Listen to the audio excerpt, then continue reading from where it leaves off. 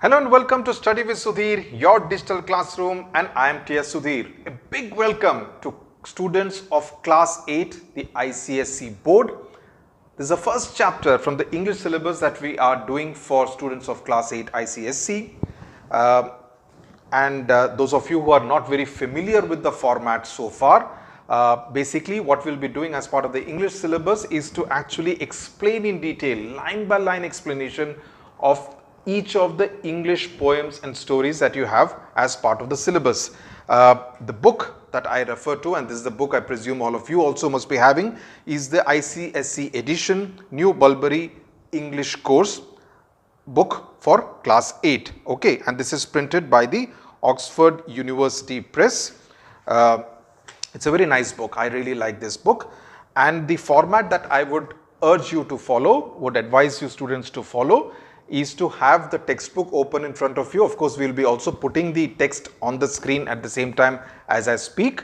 I would also try to speak as slowly as possible, but I will explain entirely in English so that you are familiar with being able to express your answers in good English. Okay. Anytime you have a doubt, just rewind the tape, just rewind on the YouTube channel and just listen to it again. I'm sure you will be able to listen to understand it. Any doubts, put it in the comment section. Also, keep a pencil with you so that you can underline some of the keywords.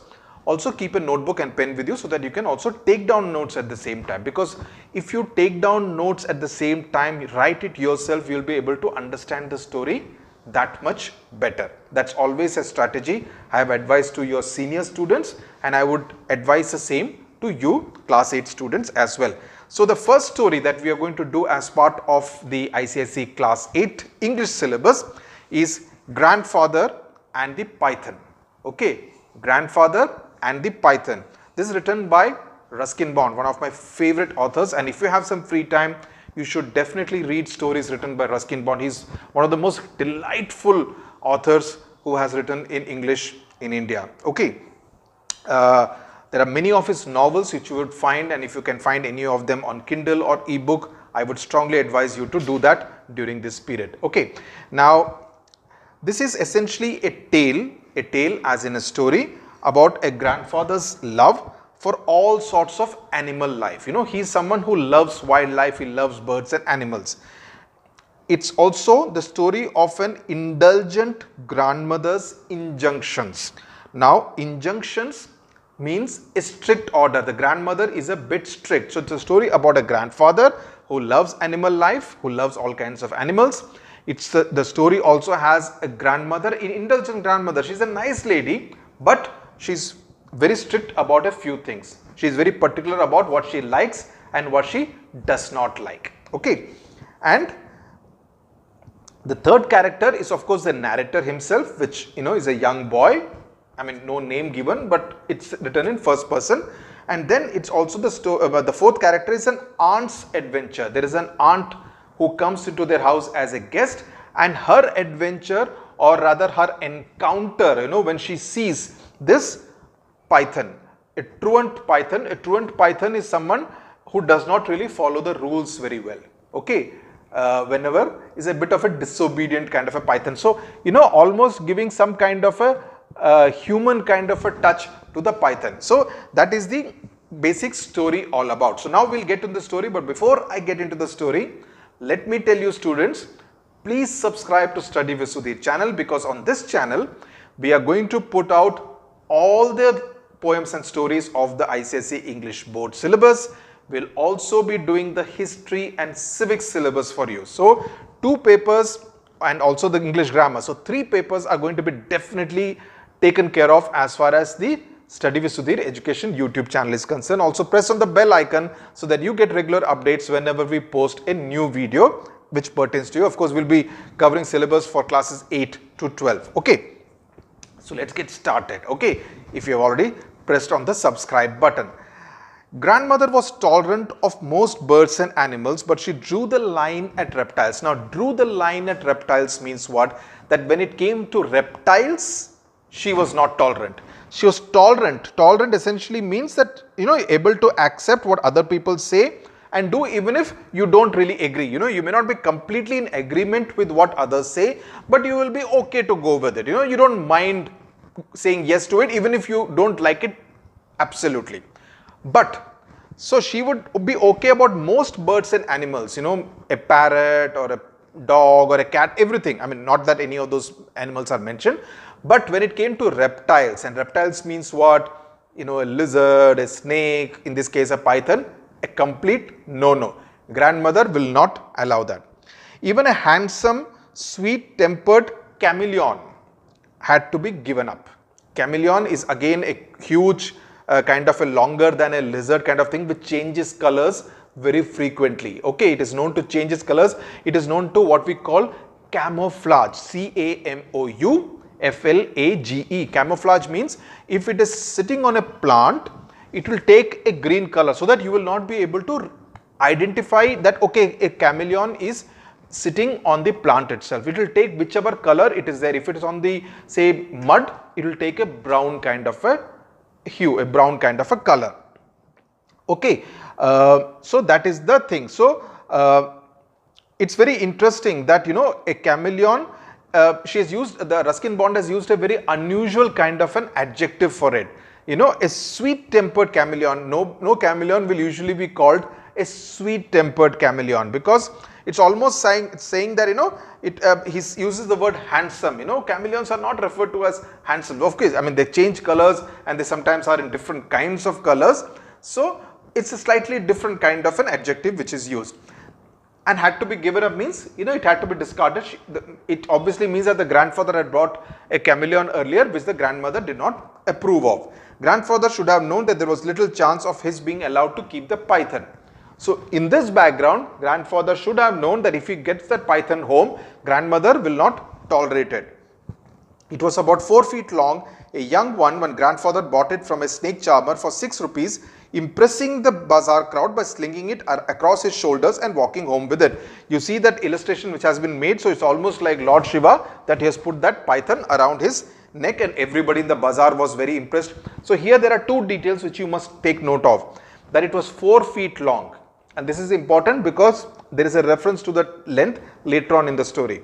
It was 4 feet long and it was a young python, and grandfather bought it from a snake charmer for 6 rupees. For 6 rupees, he bought that thing. So these are small details which you should know, because basically you will be tested in class 8 examinations on details in the story, on how well and how thoroughly you know a particular story. Okay, so that is very important. And try to enjoy the story as much as possible. And stories by R. Ruskin Bond are delightful. Okay, grandfather nearly fainted at the sight of the python curled around grandfather's throat. Okay, so you have seen, and he has impressed everyone in the crowd, in the bazaar. Everybody is admiring the grandfather for his courage. You will be strangled, she cried. Get rid of it at once. Strangle means, it will strangulate you, you will suffocate if it tightened, the python tightened, and you will not be able to breathe and you can die. Okay. Nonsense, said grandfather. He's only a young fellow. He will soon get used to us, So you see, the grandfather is almost treating him in a very indulgent manner and almost treating the python like a little kid, right? Young fellow, you don't use a word like fellow, use it for people, you don't use it for a snake. Will he indeed, said grandmother, but I have no intention of getting used to him. You know quite well that your cousin Mabel, that is Aunt Mabel, is coming to stay with us tomorrow. She will leave us the minute she knows there is a snake in the house. Okay. Well, perhaps so Aunt Mabel is coming to their house as a guest and she is going to stay for 3 weeks. Again, a detail which you should know. Well, perhaps we ought to show it to her as soon as she arrives, said grandfather, who did not look forward to fussy Aunt Mabel's visits anymore. So even though she is his cousin, Mabel is the grandfather's cousin, it's obvious that he is not very fond of her, because the word that is used is fussy. Fussy is someone who kind of fusses about, about small things, makes up a bit of a, doesn't like and creates a bit of a fuss about it. So that is someone who is called fussy. You will do no such thing, said grandmother. Well, I can't let it loose in the garden, said grandfather with an innocent expression. It might find its way into the poultry house. Poultry house is where the hen and the chicken are kept, chicks are kept. And then where would we be? Because immediately the python will eat the hen. How exasperating you are. Exasperating means, you make it very difficult. Grandmother says you really make it difficult because you're not willing to listen. I am telling you, get rid of the python because one Mabel is coming tomorrow and she's not going to like it. And you are saying that, you will not do that. So you are continuing to argue. So you are an exasperating person. You are exasperating me. You are irritating me. You are really making it difficult for me. That is the expression used by the grandmother. Grumbled grandmother. Grumbling is what someone who is, not very happy. So she is grumbling. Lock the creature in the bathroom. Go back to the bazaar and find the man you bought it from and get him to come and take it back. So she orders the grandfather, lock him in the bathroom, 1, go back to the bazaar, 2, find the person snake charmer from where you bought it, in this case for 6 rupees, and get him to come and take it back. So 4 orders she gives in one sentence to her husband. In my awestruck presence, now it is at this place that the narrator is introduced into the story. So far we were thinking that Ruskin mod is telling the story, but now you realize that there is a narrator and the narrator is a small kid. Okay. In my awestruck presence, awestruck is because he is awestruck. Why is he awestruck? In fact, there's a question. Why was the narrator awestruck? Because he is awestruck at his grandfather's bravery, right? That, he is able to put this long python around his neck and come like that, right? So he's obviously very, he looks up to the grandfather in that kind of a sense. In my awestruck presence, grandfather had to take the python into the bathroom. So he takes into the bathroom and the young kid is obviously, the grandchild is obviously very, very impressed. Where he placed it in a steep-sided rin tub. So by the courage and the coolness with which the grandfather is able to do these things with the python. Then he hurried off to the bazaar to look for the snake charmer, while grandmother paced anxiously. Anxiously means walked up and down in a hurry. Paced. When you are walking fast inside in a limited area, you call it paced anxiously from one room to the other. This side, that side, this side, that side. Is a lot of tension, worry and anger. Up and down the veranda. Veranda would be a limited space. When he returned looking crestfallen. Crestfallen is sad. Obviously because he has not been able to find the snake charmer. We knew that he had not been able to find the man. You had better take it away yourself, said grandmother in a relentless mood. Relentless means unforgiving. Unforgiving and someone who is not willing to compromise. She wants the python out of the house. For 2 reasons. One, she herself does not like, because right in the first paragraph we have been told that she was tolerant of most birds and animals, but she drew the line at reptiles. Drew the line, I told you that she will not tolerate reptiles. Okay, that is the Lakshman Rekha. And number 2, Aunt Mabel was coming. So these are the kind of questions that you may get. Why was the grandmother so against the python's presence in the house? For these 2 reasons. Okay. You had better take it away yourself, said grandmother in a relentless mood. Leave it in the jungle across the riverbed. So she also tells him where to leave the python. She's not saying, you kill him or anything. You leave it on the other side in the jungle across the river. All right, but let me give it a feed first. So you see, the grandfather is a very caring kind of person. He's also an animal lover. So he says, let me at least feed it first, because he realizes that the young python, as we know in the first paragraph itself, that it was a very young python, 4 feet long, would be very hungry and producing a plucked chicken. So he gets a plucked chicken because he has a poultry farm right there. Okay. Then he says, he took it to the bathroom, followed in a single file by me. Single file means if the grandfather is walking like this, the grandson is walking exactly behind him. He's not walking side by side. He's walking behind him like that. Understood? And by me, grandmother and a curious cook and gardener. So grandfather, grandson, grandmother, cook, gardener. So 5 people walking into that bathroom where the grandfather had left the reptile, the python. Grandfather threw open the door. There is a sense of drama. Ruskin Bond could have written, opened the door. Opened door will not have a sense of drama. But what he did, threw open the door. It's almost like, two doors opening like that, and stepped into the bathroom. I peeped round his legs. Peeped round his legs means what? It's a very young kid, which is why from, around the leg, his height is only till probably the grandfather's waist. So between his legs or around his legs, he's seeing the tub. Also, it conveys a sense of fear for the grandchild. He does not want to take any chances. Even he is scared of a snake. He's impressed, but he's also scared. So he is looking through the legs. You get the sense of what the scene will be like. While the others remained well behind, they were not even coming close to the bathtub, they were behind. We couldn't see the python anywhere. So it had kind of slithered, walked out of the tub. He's gone, announced grandfather. He must have felt hungry. So he's very matter of fact. Must have felt hungry. So he's gone. I hope he isn't too hungry, I said. So the grandchild has listened to the grandfather talking about the poultry house. So he says that I hope he's not too hungry, because then he can eat all the hen and the chicken. We left the window open, said grandfather, looking embarrassed. So he says, now he realizes, oh, the window was open, so he must have gone through the window.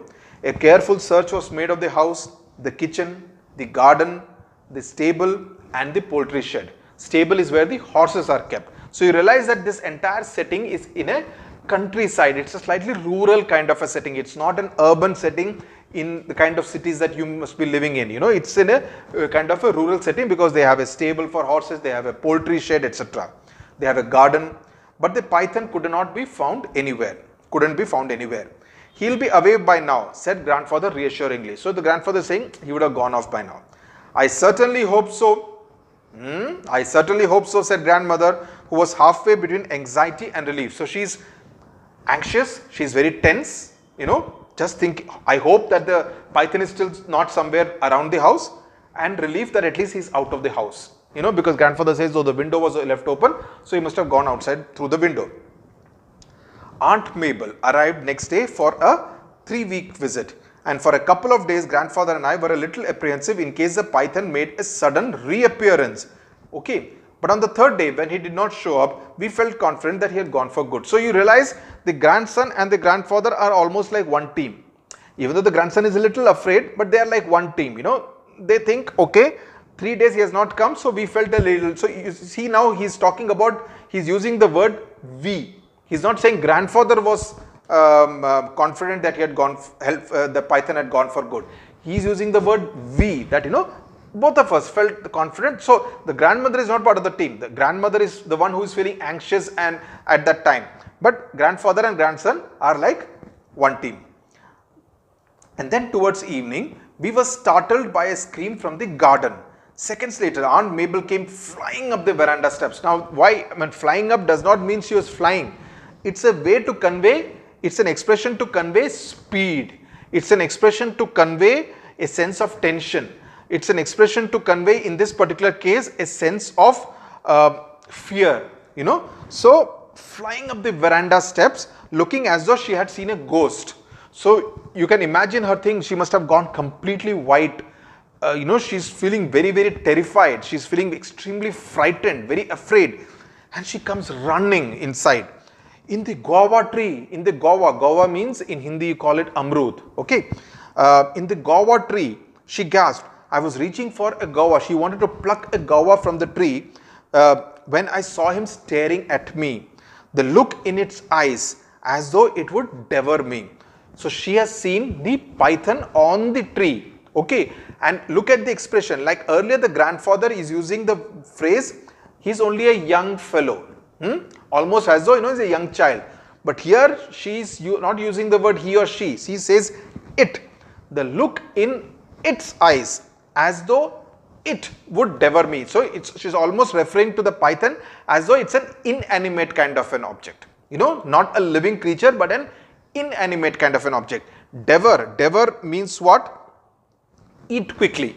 Completely the snake will come and eat up Aunt Mabel. So that's the kind of expression she's using at that point in time. Calm down, my dear, urged grandmother, sprinkling her with eau de cologne. Calm down and tell us what you saw. So she's kind of calming her down using that particular perfume spray. A snake, sobbed Aunt Mabel. A great boa constrictor. Boa constrictor is a large South American variety of snake. So she does not know that it's a python. She says I think it's a boa constrictor. It must have been 20 feet long. So look at the exaggeration. It's actually only 4 feet long. But because she's so terrified, she's so frightened, she thinks imagines that it is 20 feet long. In her fear, she imagines the snake, the python, to be 20 feet long, not 4 feet long. In the guava tree, its eyes were terrible. It looked at me in such a queer way. Queer means in a very strange and a very unusual way. My grandparents looked significantly at each other. They looked at each other, because the two of them knew exactly what was it. Who was it that Aunt Mabel had seen was known to both the grandfather and the grandmother, right? Grandfather said, I will go out and kill it, and sheepishly took hold of an umbrella, sallied out into the garden. Sallied out means left the place in a very determined manner, that I will go and kill this thing. It is said more for the benefit of the aunt, that I'll go and kill it, I'll take care of the problem. Okay, so his walk is also in a very determined and a fast-paced kind of a manner. But when he reached the tree, the python had disappeared. He could not find it anywhere on the guava tree. Aunt Mabel must have frightened it away, I said. So the grandchild, is mischievous. He knows the grandfather does not like his cousin sister. So he kind of, adds on by saying, the aunt must have frightened the python away. Okay, so this is the first incident of humor at Aunt Mabel's expense by the grandchild. Hush, said grandfather. We must not speak of your aunt in that way. But his eyes were alive with laughter. So he's pretending to scold him, but his eyes are having a different expression. His eyes are kind of also enjoying the joke which the grandson has cracked. Okay, you understood? After this incident, the python began to make a series of appearances, often in the most unexpected places, that he continued to be seen by people in different places and in the most unexpected of places.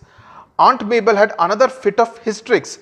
Hysterics is an expression of extreme fear and excitement in uncontrolled tears and laughter, hysteria, ayo, snake kind of a thing. You understood? I hope I'm acting well. Okay. Aunt Mabel had another fit of hysterics when she saw him admiring from under a cushion. So he was under a cushion. I am sure any one of us, you, me, anyone sees a snake under a cushion, what will be our state? We will also be in a state of hysteria, in a state of hysterics. Okay. She packed her bags and grandmother made us intensify the hunt. Intensify is increase, that we have to find this python and drive it out of the house. And Aunt Mabel left the house. She was obviously scared. She didn't want to stay in that house anymore, though she had come for 3 weeks. Next morning, I saw the python curled up on the dressing table, around the dressing table, gazing at his reflection in the mirror. So the python is seeing at its reflection in the mirror. Okay. I went for grandfather, but by the time we returned, the python had moved elsewhere. A little later, he was seen in the garden again. Then he was back on the dressing table, admiring himself in the mirror. Now you see, when the narrator is speaking, he is using the word himself. He is not using the word it. Throughout, I saw the python curled up on the dressing table, gazing at his reflection in the mirror. Okay. Then he was back on the dressing table, admiring himself in the mirror. Evidently, he had become enamored. Enamored means fallen in love with his own reflection. We see our reflection in the mirror and we feel, wow, what a handsome looking man, right? So similarly, the python is also thinking, what a handsome looking python, right?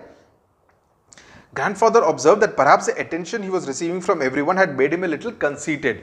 What does conceited means? Conceited means proud. That, all the attention, because everybody was feeling very interested in locating him. Everybody's attention was around the python. So the grandfather assumes and says that, all this attention that this python is getting is making him a little feel proud of himself. Plus is also looking at himself in the mirror. He's trying to look better for Aunt Mabel, I said. This is the second joke that the grandson cracks at the aunt's expense. I said, a remark that I instantly regretted. Why does he regret? Because grandmother overheard it and grandmother did not approve of it.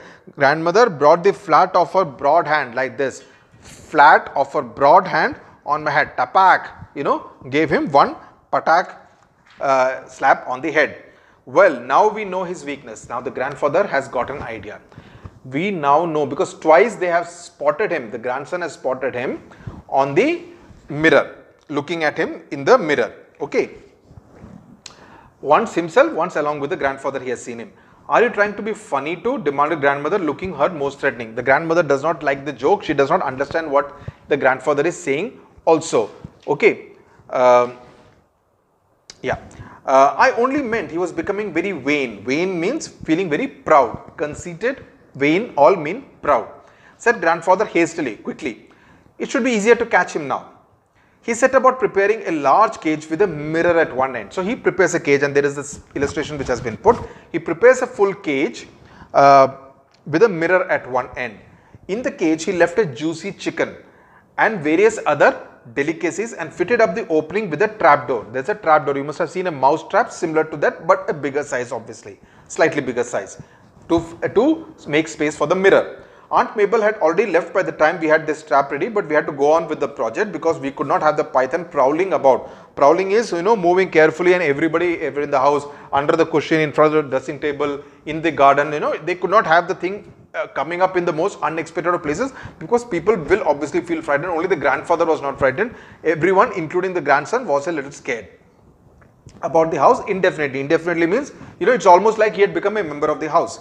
For a few days, nothing happened, and then as I was leaving for school one morning, I saw the python curled up in the cage. So he had finally been able to trap the python, get into the cage, and the trapdoor had closed. He had eaten everything, that is the juicy chicken left out for him, and he was relaxing in front of the mirror with something resembling a smile on the face. If you can imagine a python smiling. Now, it's difficult to imagine a python smiling. So it's almost like, Ruskin Bond is humanizing. When we say humanizing, means it's almost giving the python very man-like qualities. It's almost making it seem like he's a man. I lowered the trapdoor gently, but the python took no notice. He was in raptures over his handsome reflection. Grandfather and so I lowered the trapdoor gently, but the python did not notice, because he was constantly looking at the mirror and falling in love with himself and looking at how handsome he was. Grandfather and the gardener put the cage in the pony trap and made a journey on the other side of the riverbed. They left the cage in the jungle with the trapdoor open. He made no attempt to get out, said grandfather later. When he came back, he informed the grandson and the grandmother. He made no attempt to get out, and I did not have the heart to take the mirror away. The mirror was left there, he didn't get it back. It's the first time I've seen a snake fall in love. That's the ending. I've seen a snake falling in love with himself, looking at his reflection in the mirror.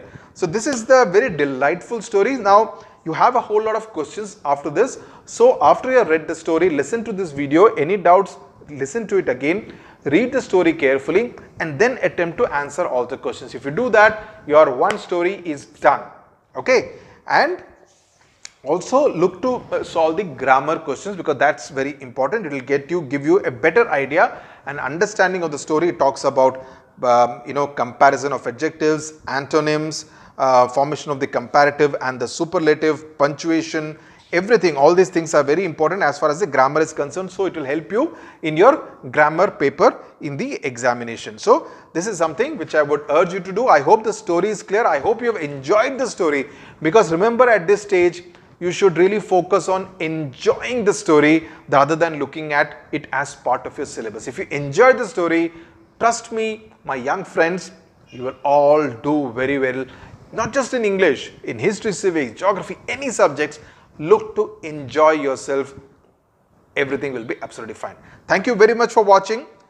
We will continue to do many more chapters of English and other subjects on this channel. So stay tuned and stay happy, stay safe. Thank you very much for watching.